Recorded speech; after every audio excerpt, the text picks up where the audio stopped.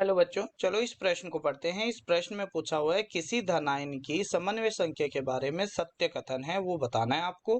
तो चलो सबसे पहले हम इस प्रश्न की मुख्य अवधारणा को सीख लेते हैं। तो मुख्य अवधारणा के अंदर हमारे पास में आता है धनायन की समन्वय संख्या। तो ये समन्वय संख्या क्या होती है? किसी धातु आयन धातु आयन तथा धातु आयन तथा लिगेंडों के मध्य मध्य बने उपसहसंयोजक बंधों की संख्या को समन्वय संख्या कहते हैं। समन्वय संख्या, ठीक है। और यह समन्वय संख्या निम्नलिखित पर क्या करती है? निर्भर करती है। यहाँ निम्न पर निर्भर करती है। अब किस किस चीज पर निर्भर करती है वो अपने को देखते हैं। तो पहला होता है वो होता है आपके लिगेंड का आकार। क्या होता है? लिगेंड का आकार पर निर्भर करती है, ठीक है। दूसरा होता है संरचना के ऊपर।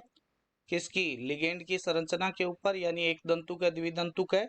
और तीसरा होता है उसके ऊपर उपस्थित धनायन पर उपस्थित आवेश के ऊपर निर्भर करती है। तो इन तीनों चीजों पर आपके पास में क्या करती है? निर्भर करती है। तो यहाँ पर दिया गया ऑप्शन ए है वो है अधिकतर धातु आयन एक लाक्षणिक ऑक्सीकरण अवस्था प्रदर्शित करते हैं। नहीं, ये गलत हो जाएगा। दूसरा कहता है समन्वय संख्या धातु आयन से जुड़े लिगेंडों की संख्या नहीं होती है, ये उनके मध्य बने उपसहसंयोजक बंधों की संख्या के इक्वल होती है। समन्वय संख्या धातु परमाणु द्वारा उतने ही इलेक्ट्रॉन द्वारा घेरे जाने की प्रवृत्ति से निर्धारित होती है जितने की एक अक्रिय गैस में होते हैं। ये भी गलत है। अधिकतर धनायनों के लिए समन्वय संख्या लिगेंड के आकार, संरचना तथा उन पर उपस्थित आवेश पर निर्भर करती है। ये आपके पास में क्या हो जाएगा? बिल्कुल सही उत्तर हो जाएगा। आशा करते हैं मुख्य अवधारणा के आधार पर आपको इस प्रश्न का उत्तर समझ में आया होगा जो आपके पास में ऑप्शन डी में दिया गया है। धन्यवाद।